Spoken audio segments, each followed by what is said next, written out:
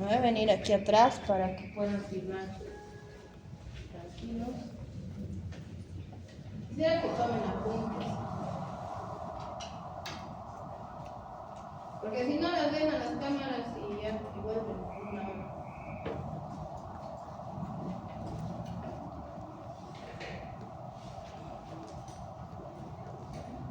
No digo que no filmen, pero tomen apuntes.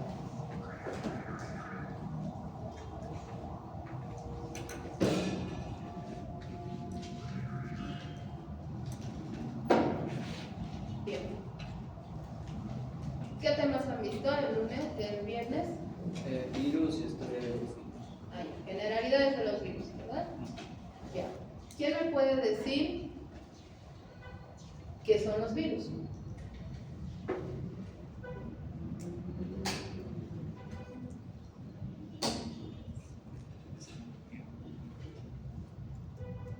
Porque si no saben eso, no van a entender nada de eso.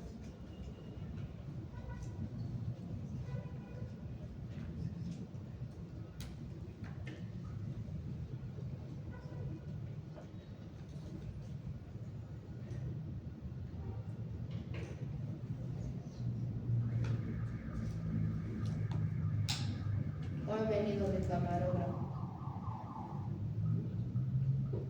Se podría decir que son organismos que no son activos por su cuenta y necesitan de otras células para subsistir.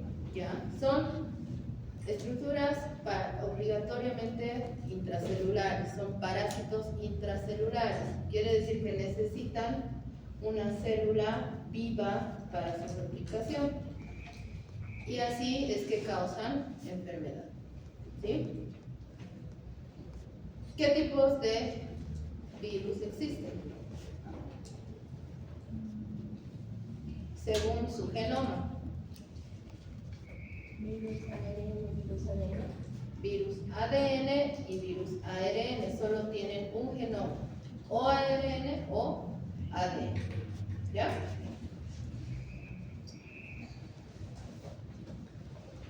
Debido a que los virus necesitan replicarse dentro de la célula, ya que utilizan las enzimas y macromoléculas y a su vez los organelos de huésped, ¿qué es lo que hace un virus? Ingresa a la célula, ya sea ADN o ARN, se replica, utiliza toda la materia prima que hay dentro de la célula para fabricar su genoma. ¿Sí? ¿Qué se necesita para fabricar genoma?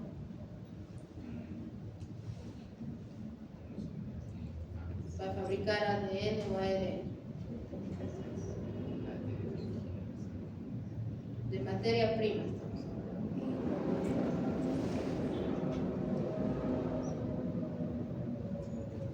¿Qué es el ADN? Es pregunta de colegio. Eso les han preguntado para qué entren a la universidad. ¿Qué es el ADN?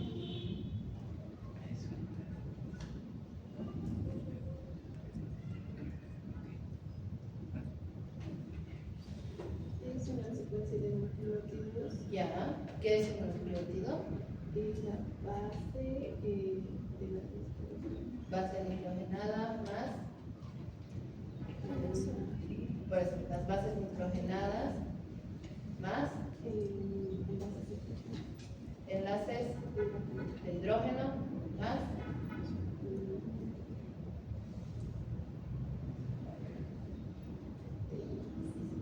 ¿qué significa pues ADN? Ahí está la respuesta. Ribo, ¿qué es? Ribosa, un azúcar, una base nitrogenada, fosfato, bueno, un azúcar y una base nitrogenada es un nucleótido, más un fosfato es un nucleótido. Unido la cadena con la opuesta, recién tenemos una cadena de ADN. Si es una cadena simple es ARN. Entonces, ya sea para fabricar su genoma ARN o ADN, el virus necesita nucleótidos, ribosa, enzimas, todo de nuestra célula. ¿Ya? conociendo esto, y utiliza incluso nuestros ribosomas para fabricar sus proteínas. Entonces se adueña, se apropia de la célula para que fabrique su genoma y sus proteínas. Una vez que se ha entendido esto, han dicho cómo vamos a evitar que cumpla esta función el virus. Porque está matando las células, está alterando las células, como han debido ver en la clase pasada, ¿no? Tiene efectos citopáticos, líticos en las células. Entonces, se ha logrado que los fármacos inhiban alguna enzima que tiene el virus o que utiliza el virus, ¿ya? Sin embargo, son virostáticos. ¿Qué quiere decir virostático? Que funcionan o que cumplen su acción mientras están presentes.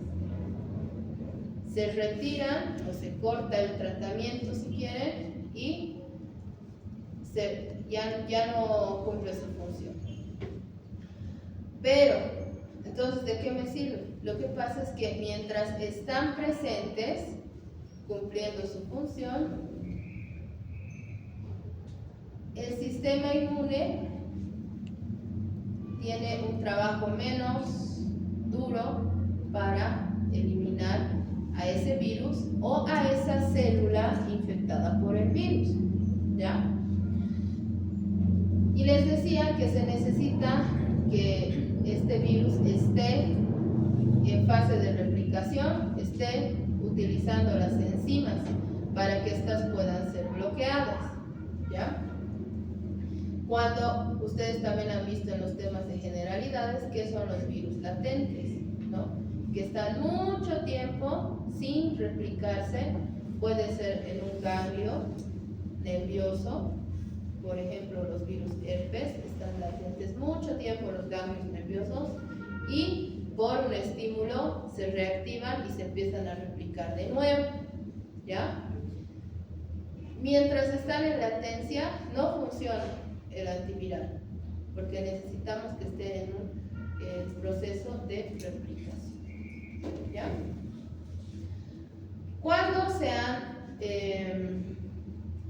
fabricado por primera vez estos antivirales? Más o menos en la década de los 60, aprovechando que se estaba buscando un tratamiento contra el cáncer. Las células cancerosas son células modificadas genéticamente, ¿sí? Y se estaba buscando un fármaco o unos fármacos que destruyan esa célula y solo esa célula mutada, ¿sí? Esa célula cancerosa, o sea que sean selectivos.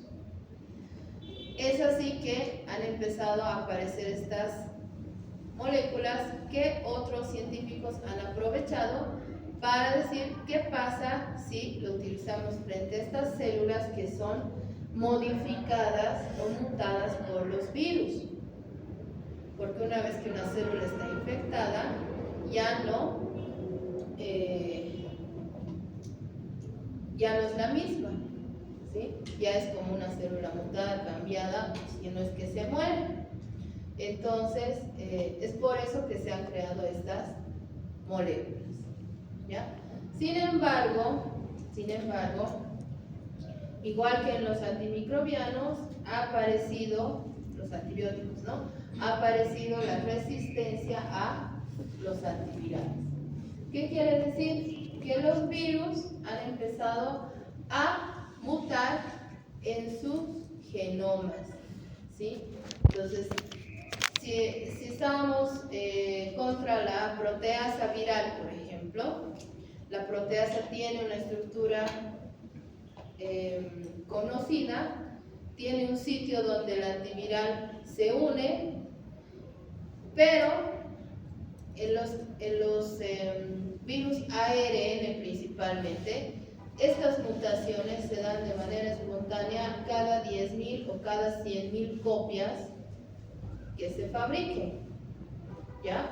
Entonces, cada 10.000, cada 100.000 copias va a haber una mutante que va a ser resistente a este antiviral cualquier X. ¿Ya? ¿Qué pasa con esas mutaciones? Cuando aparece la presión selectiva, lo que han visto en resistencia a los antibióticos. ¿Sí?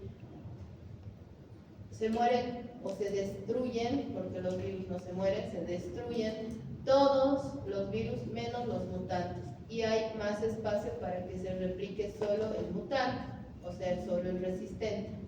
Entonces, ahí aparecen los fracasos terapéuticos.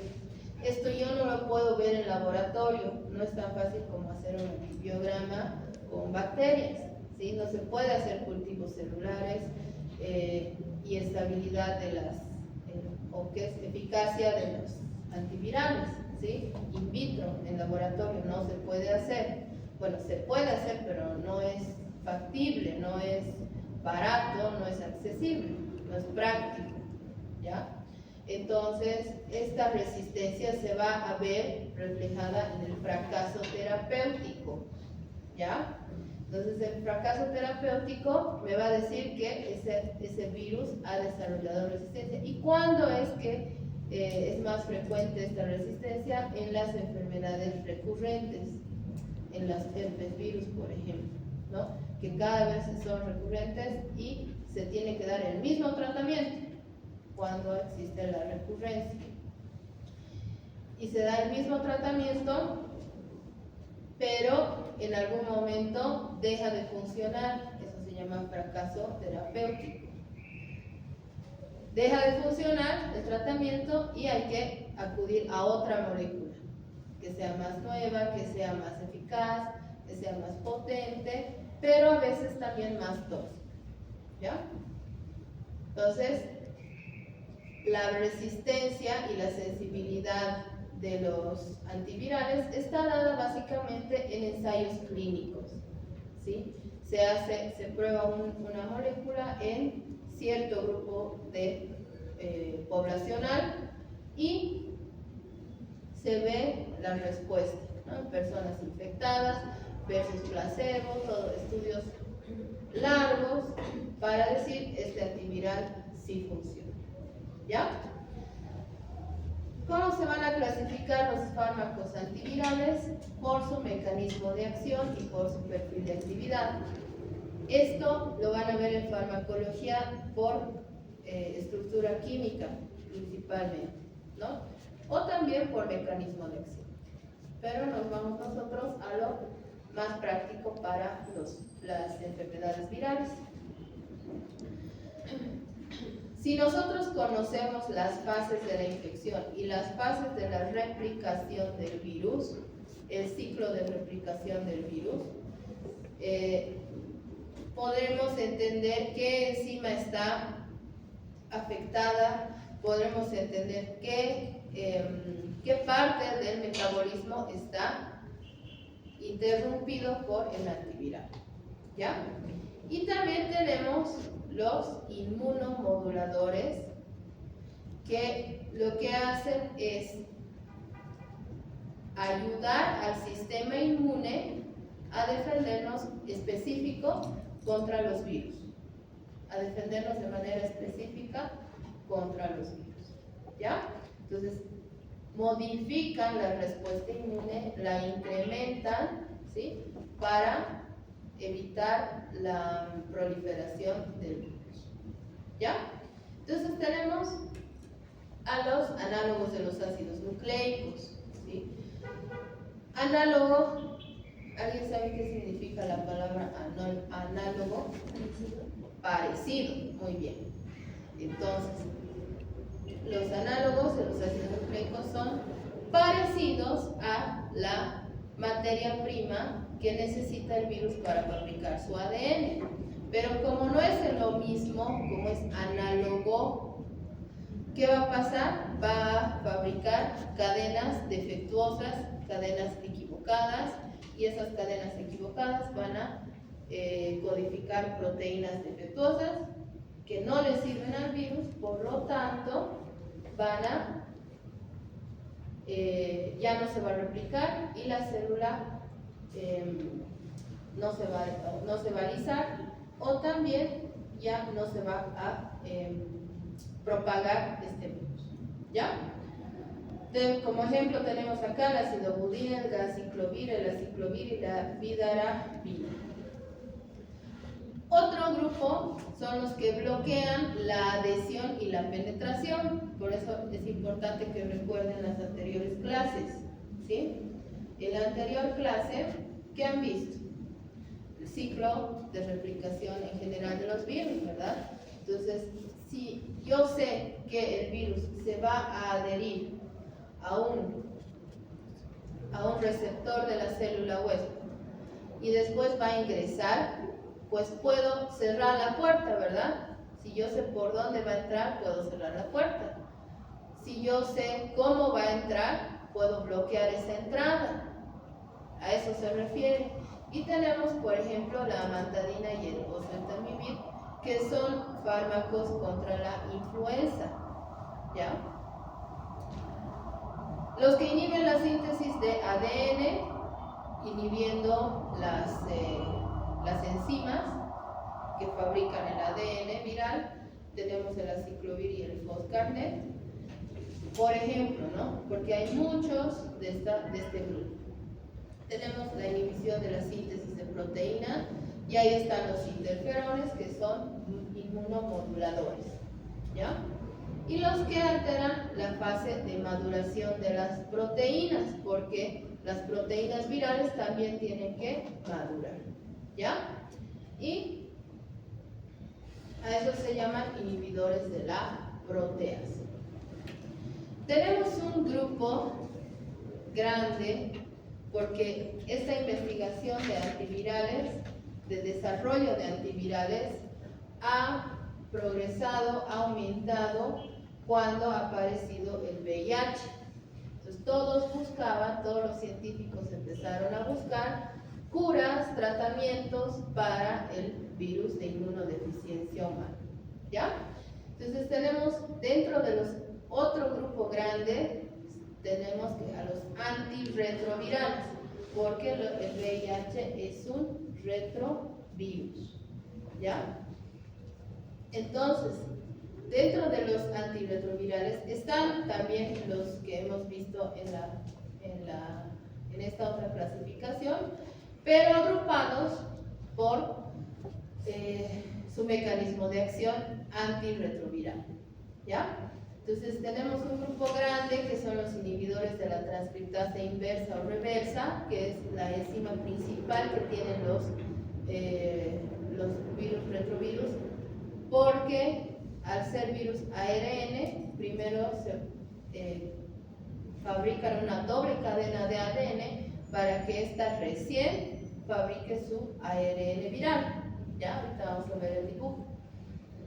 Pero ¿cómo bloquean o cómo inhiben esta enzima? Con análogos nucleósidos, lo que hemos dicho, fármacos o moléculas parecidas a los nucleósidos, y los no nucleósidos que tienen otra vía de acción. ¿Ya? Entonces están como ejemplos acá la acidobudina, la didanosina, la salcitabina, estacidina y la vibudina.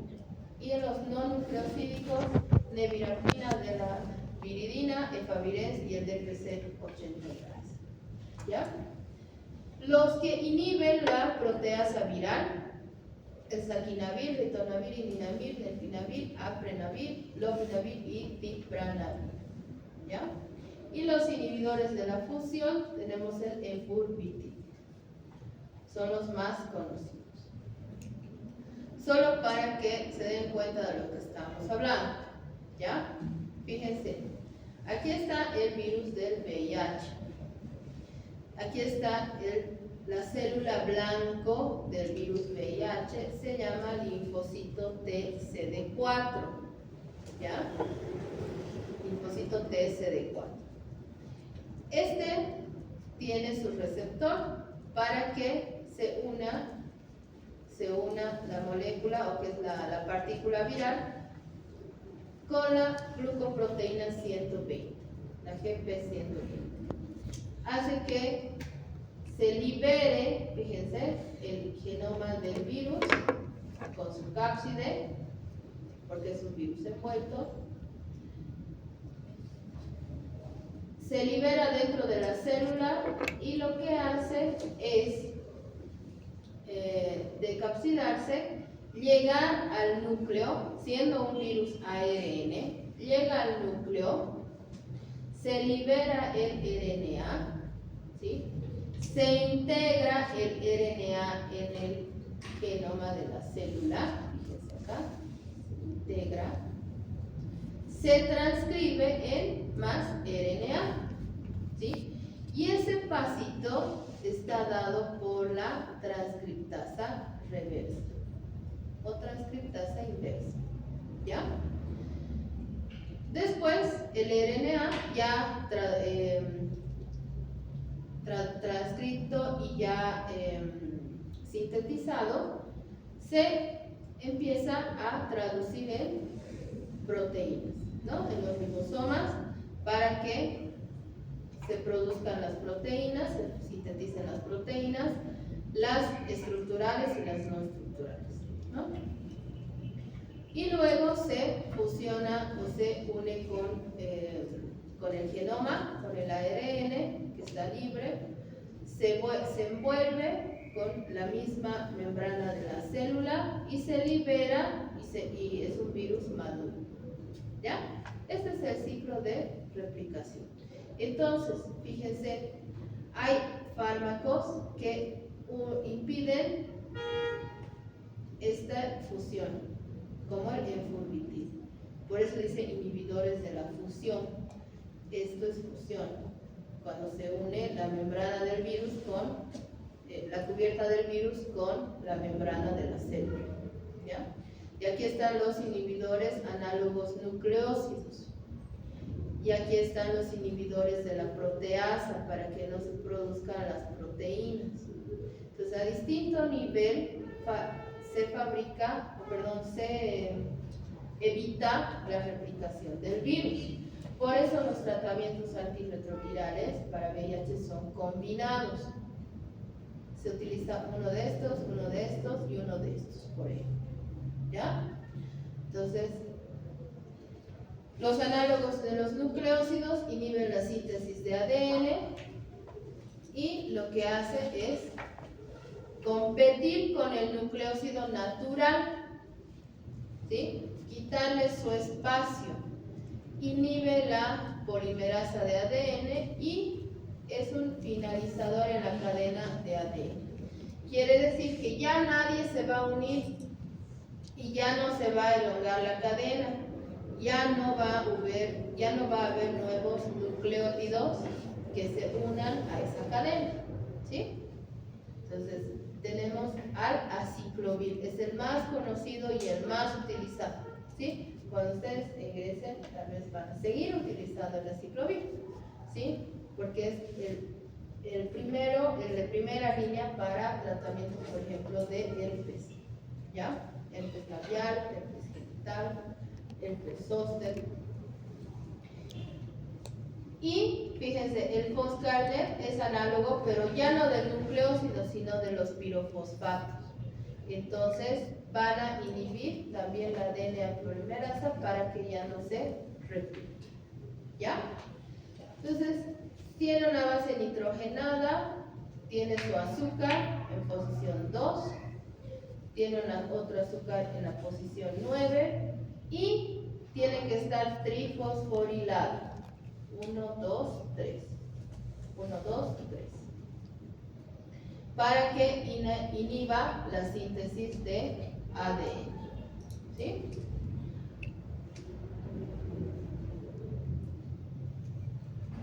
Otros fármacos que son, hemos dicho, antivirales y funcionan contra el virus de la influenza son las aminas tricíclicas, que son la amantadina y la rimantadina, ¿sí? Estas van a derivar del adamantano y lo que hacen es sustituir el grupo R de la cadena larga, ¿ya? Entonces, son parecidas, ¿sí? La amantadina y la rimantadina. Ahorita vamos a ver cómo funcionan estas dos. Y también, frente a los virus de la influenza, tenemos los análogos del ácido ciálico. El ácido ciálico es el receptor del virus de la influenza, ¿ya? Está en la célula huésped, en la célula respiratoria, ¿sí? Epitelial. Entonces, este es el virus de la influenza, ¿sí? Es un virus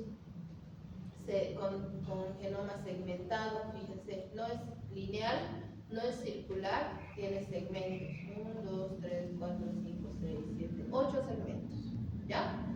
Tiene una cubierta de glucoproteínas o glicoproteínas.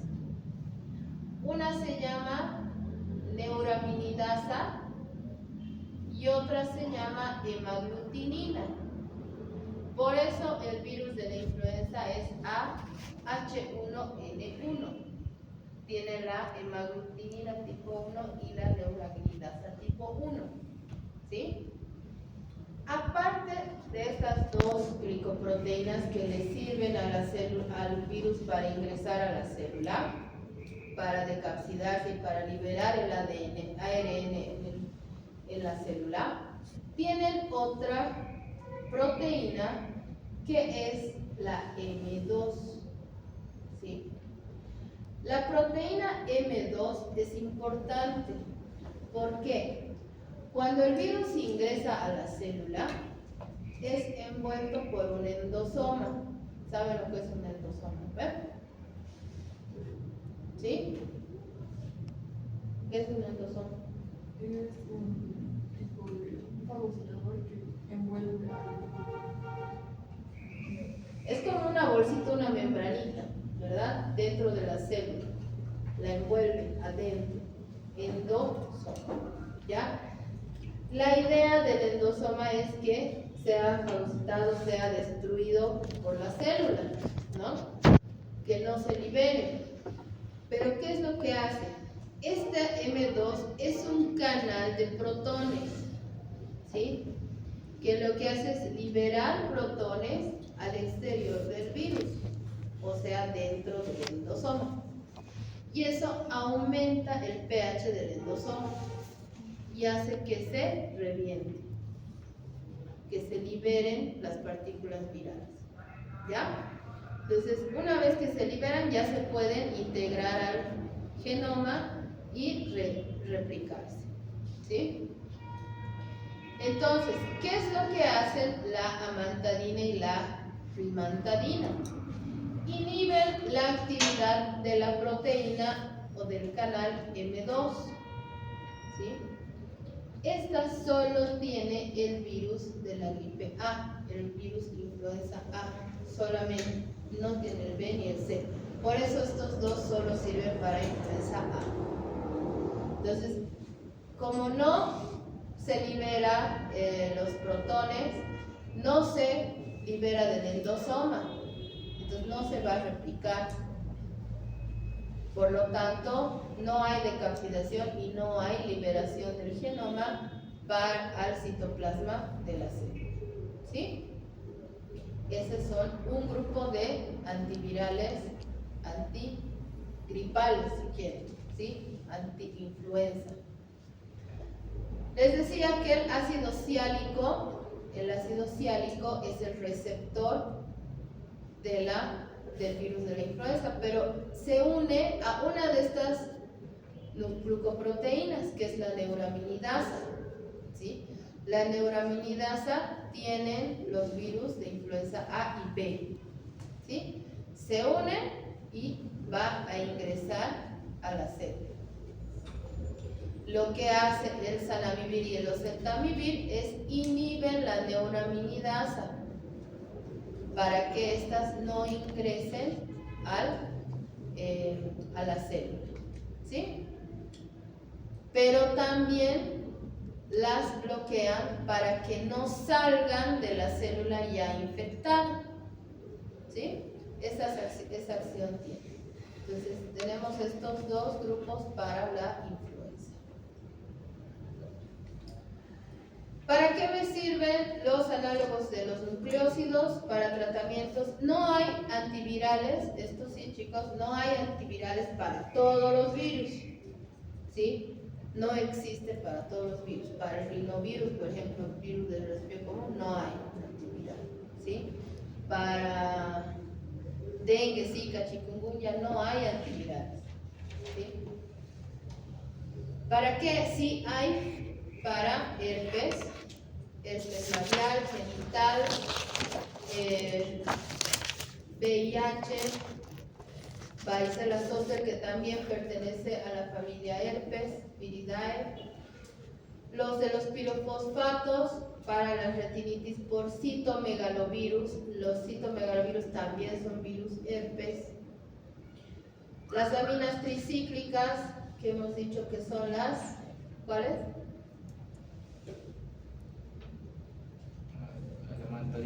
Eso. Para influenza A,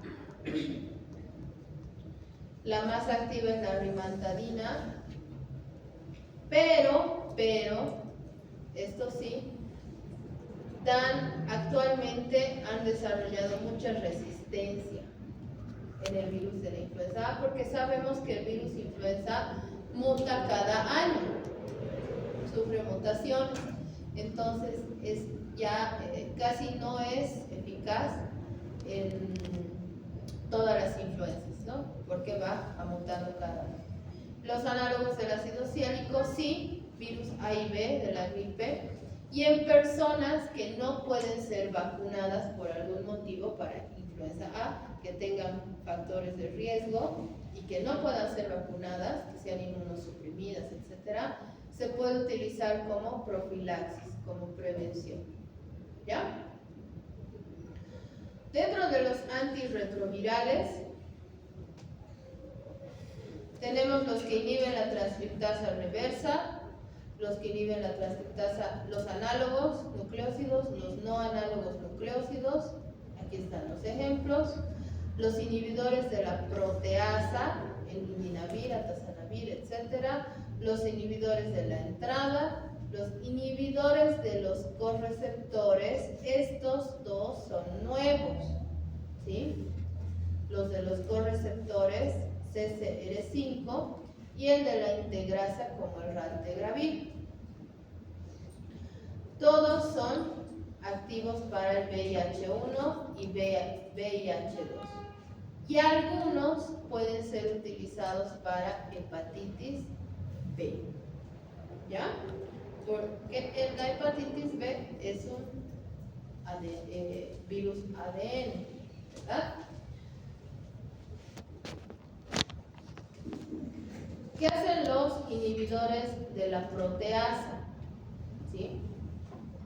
Los inhibidores de la proteasa evitan la elongación de la cadena proteica, de las proteínas estructurales de los virus, ¿ya? Los inhibidores de la integrasa evitan que el genoma se integre al genoma de la célula hueso, ¿ya? Los inhibidores de la fusión lo que hacen es evitar que el virus se una a la membrana para que pueda ingresar a la célula, ¿ya? Los nucleosídicos ya hemos dicho que son los que se parecen a los nucleósidos de la célula, ¿no? Van a inhibir la transcriptasa inversa de manera competitiva, quiere decir que les van a quitar el espacio a la transcriptasa inversa, ¿no? Son parecidos a los dos desoxinucleótidos y no se van a unir estos a la enzima, a la transcriptasa inversa. Entonces la transcriptasa inversa va a estar ocupada con el fármaco, ¿sí? Y no con los nucleótidos que sí le sirven al virus. ¿Ya? Por un lado van a evitar la transcripción del ARN en ADN, ¿sí? Y por otro lado van a evitar que se elongue la cadena de ADN del virus, ¿no? Entonces son terminadores de la cadena de ADN. Entonces, esa cadena no va a servir para nada para fabricar un nuevo virus o para transcribir proteínas que le sirvan al virus. ¿Ya? Lo que sí necesitan ser activados por enzimas de la célula. Un inhibidor es el tenofovir, el análogo nucleótido, y es inhibidor de la transcriptasa inversa para actuar frente a igual VIH1, VIH2 y el hepatitis B. ¿Ya? En cambio, los no nucleosídicos inhiben de forma selectiva, no competitiva. Estos no se parecen a los nucleósidos y nucleótidos, ¿ya? No van a competir por el sitio de unión, no tienen doble acción inhibidora y no actúan como terminadores. Sí son activos contra VIH1, pero no contra VIH2. ¿Sí? Entonces, estos tienen una ventaja, que no van a tener toxicidad mitocondrial, ¿ya? Porque no son activos contra la DNA polimerasa gamma. Los inhibidores de la proteasa lo que hacen es inhibir la proteasa para impedir la, ¿qué es escisión?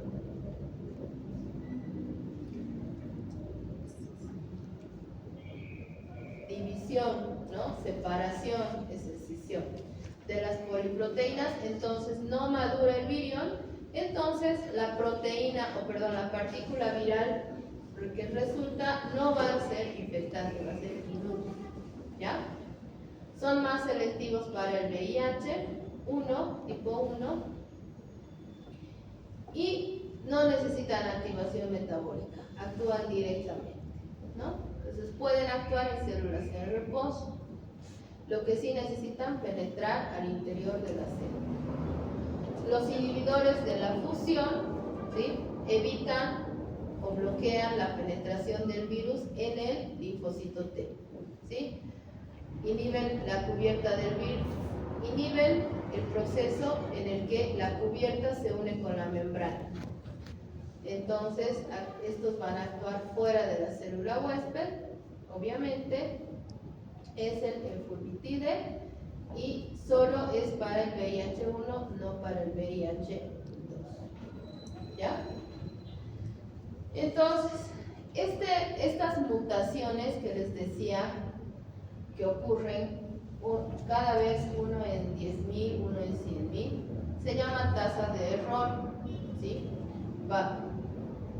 Esto ya no se puede reparar. Es un error, una mutación, puede ser puntual, puede ser una deleción, puede ser una inserción de genoma que modifica el genoma del virus. Entonces, al modificarlo, puede modificar el sitio blanco del antiviral, ¿no? Entonces, ya no va a funcionar. Esto ocurre, por ejemplo, en los herpes virus tipo 1. Hay tanta replicación en un herpes zóster, por ejemplo, no en el 1, en el herpes zóster, hay tanta cantidad de partículas virales en las lesiones que se seleccionan los que sí eran sensibles y se quedan los resistentes. Eso quiere decir que coexistían ahí mismo, en el mismo paciente o en las mismas células, cuasi especies.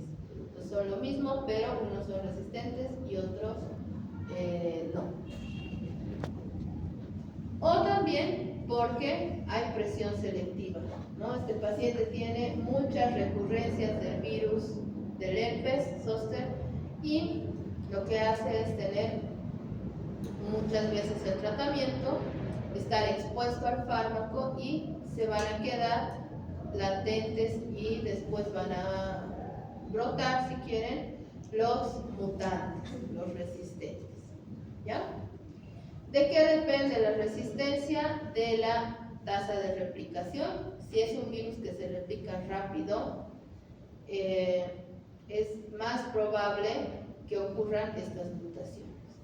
Si es un virus que tiene muy alta carga viral, también es más probable. Y las características del tratamiento, si es prolongado, si es único, ¿no? Por eso en VIH se combinan diferentes antirretrovirales con diferentes mecanismos de acción. ¿Ya? Entonces, los que son frente a los herpes virus, tenemos el aciclovir y el ganciclovir, son los más frecuentemente utilizados. Y fíjense acá que tiene su mecanismo de resistencia ya establecido, que es la producción nula o parcial de imidinquinasa, ¿ya? Y esta enzima es la que va a evitar que produzca su ácido, ¿ya? Entonces, ¿en quiénes se utiliza? Por ejemplo, en infecciones graves por herpes simple 1, 2, varicela zoster y Epstein-Barr, en la infección primaria y en las recurrencias. Igual se utiliza cuando hay falla terapéutica, recién se puede utilizar el ganciclovir, ¿no? Pero este está reservado, si quieren, para citomegalovirus, es muy tóxico, y la corioretinitis por citomegalovirus y en inmunodeprimidos.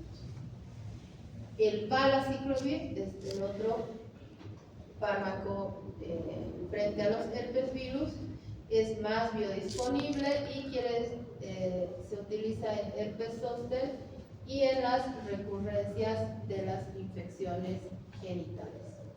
¿Ya? Entonces ya lo hemos visto, donde actúan la amantadina en la proteína M2 y el oseltamivir en la neuraminidasa. Los que son para la hepatitis B y C, no quiere decir que curen las hepatitis, son enfermedades crónicas y potencialmente mortales. Entonces, sí se utilizan para detener la progresión de la lesión. Las hepatitis C y B producen hepatitis crónica, que pueden dar fibrosis, cirrosis o cáncer hepático en el caso de la hepatitis C. Entonces, para detener esa progresión es que se da el tratamiento, ¿no? La lamivudina en hepatitis B y en hepatitis C, fíjense, el interferón alfa y la ribavir. Entonces, el interferón alfa es un inmunomodulador, ¿ya? No son antivirales propiamente dichos, son moléculas que ayudan o modifican o estimulan la respuesta inmune. Trabajan sobre el sistema inmune, no contra el virus, ¿ya? Se unen a los receptores e inician la respuesta inmune antiviral. Si ustedes recuerdan, en primer año, en histología, los interferones son proteínas producidas por algunos linfocitos que tienen acción antiviral, ¿sí? Pero lo que hacemos es administrar interferones para acelerar un poquito la respuesta inmune, ¿ya? Y favorecer la eliminación del virus. Sin embargo, chicos, estos inmunomoduladores, como el interferón, se darán cuenta que son proteínas. Si yo administro proteínas en suero, se van a degradar rápidamente, se van a metabolizar rápidamente. Entonces, lo que se utiliza, se utiliza es el interferón alfa pegilado, ¿sí? Está en su texto, pegilado. ¿Qué es pegilado? Está unido a otra molécula que aumenta su vida útil, su vida media, ¿sí? Entonces está mucho más tiempo en sangre y puede, sin modificarse, sin metabolizarse por las proteínas plasmáticas, ¿ya? Y tenemos el imiquimod, que es un tratamiento, un fármaco que modifica la respuesta inmune celular frente al virus del papiloma humano. El virus del papiloma humano, aparte de cáncer de cuello uterino, produce las verrugas genitales, ¿sí? Entonces, es un inmunomodulador que puede utilizarse de manera tópica o también de intramuscular o intralesión, ¿ya? Entonces, estos dos fármacos son inmunomoduladores, el interferón alfa 2A y el 2B y el imiquimod. Se administran ya sea vía intramuscular, subcutánea, en la lesión o tópico, esto quiere decir crema, ¿no ven? En condilomas por virus del papiloma humano, infecciones por hepatitis C, hepatitis B, sarcoma de Kaposi también es producido por un herpes virus tipo 8, algunos tipos de cáncer, esclerosis múltiple, y fíjense que todos estos, el resto, no son producidos por virus. Les decía que la investigación de antivirales ha empezado buscando fármacos que luchen contra el cáncer. También tenemos contra células.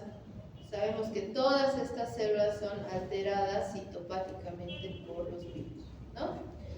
Y la cremita de imiquimod se puede utilizar en los condilomas acuminados de papiloma humano, molusco contagioso o algunos cuadros cutáneos por virus DNA.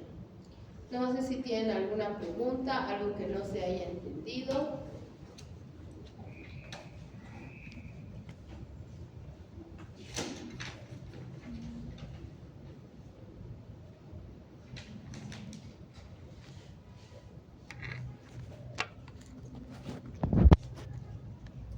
¿Nadie? Bueno, eso es todo, chicos.